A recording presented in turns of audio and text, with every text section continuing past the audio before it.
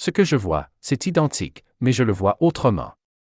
Bienvenue dans mon monde bleu de l'autisme.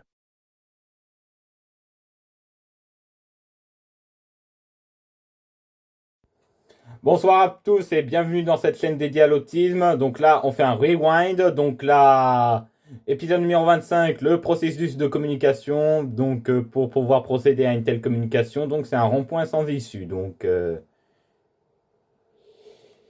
voilà, il y a 5 parties. Attirer l'attention de quelqu'un et en évoquer les mots. Écouter ce que la personne peut répondre. Réfléchir à ce que la personne a exprimé. Y répondre, etc. D'abord, on transforme les pensées en mots, donc il faut... Voilà, d'habitude, j'aime parler aux gens. On aime communiquer en majeure partie via un support numérique, hein, que ce soit une messagerie instantanée, un courriel, SMS ou visioconférence. Il y a certaines personnes avec lesquelles je peux communiquer, mais que je peux rencontrer des difficultés à ce sujet. Par exemple, je prends le cas d'Alex. Quand il y a des pensées privées, je préfère me les garder pour moi, afin d'éviter tout risque de fuitage. Pour attirer l'attention de la personne et en évoquer les mots, donc il y a des phrases pour engager la conversation. Donc attention, toujours commencer avec une formule de politesse d'ouverture pour débuter et toujours commencer et toujours finir avec une formule de politesse de clôture pour clôturer. Par exemple, bonjour, bonsoir, comment vous allez-vous? Vous allez blablabla, et puis voilà, à la fin de la conversation, merci, bonne fin de soirée, au revoir. Clac, voilà, emballé, c'est pesé. La discussion. Donc, pour engager une conversation, il faut choisir le bon moment et le bon endroit, donc le bon timing. Voilà, c'est comme en logistique. Il faut que ce soit au bon moment, au bon endroit et surtout dans les faits. Par exemple, s'engager une conversation quand on est dans un cinéma en plein film, excusez-moi de vous le dire, mais c'est à chier. Normalement, c'est silence total. Mais usuellement, tu peux quand même engager une conversation quand tu es, par exemple, dans un restaurant type fast-food.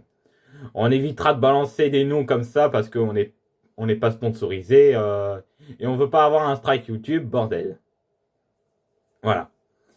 Toujours commencer avec une formule de politesse d'ouverture et toujours la finir avec une formule de politesse de clôture. Ça, c'est les habilités sociales, les codes sociaux. On n'y peut rien. On n'y peut rien. Si on rencontre pour la première fois une personne, il faut se présenter de manière brièvement, mais neutre. Ne pas faire d'objets politiques, ni de religion, ni de sujets à caractère conflictuel qui peuvent créer la polémique. À chaque situation, son contexte. Hein. Si la personne est occupée et qu'il y a feu rouge, il ne faut pas engager la conversation, c'est un feu rouge. En revanche, si c'est un feu vert, que la personne est libre, on peut avoir la possibilité d'engager.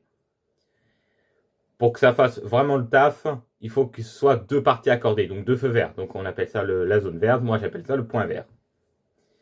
Si le sujet n'intéresse personne, ne pas insister sur le fait. Si vous insistez, ça va créer une collision. Il faut proposer un autre sujet ou attendre que l'autre personne puisse proposer un autre sujet. On peut interroger la personne avec une question neutre et de l'adapter en fonction de son contexte. N'accumulez pas les questions trop personnelles ou les sujets sensibles. Ça ne marchera pas. C'est un défaut, donc n'essayez pas. On peut avoir de la communication non verbale, des signes de la tête, des expressions visuelles, et prêter attention à la personne. Si jamais ça t'a plu, tu peux quand même t'abonner et lâcher un pouce bleu. Salut. Ça t'a plu? Eh ben, tu peux quand même t'abonner en cliquant ici. Et si tu veux en voir d'autres, bah tu cliques là. Et puis, à bientôt.